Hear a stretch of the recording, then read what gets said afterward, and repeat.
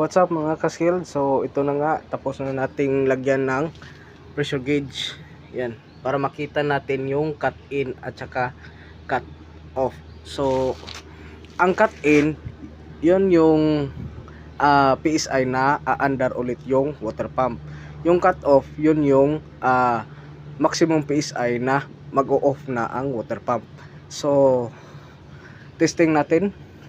Dito tayo mag open sa discharge natin para bumaba yung pressure ng tubig. Tingnan nyo ha.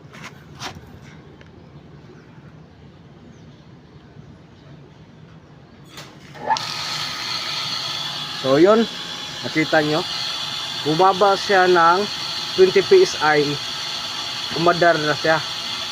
So ang cut off niya ay 80 PSI. So cut in 30 PSI, cut off 80 PSI.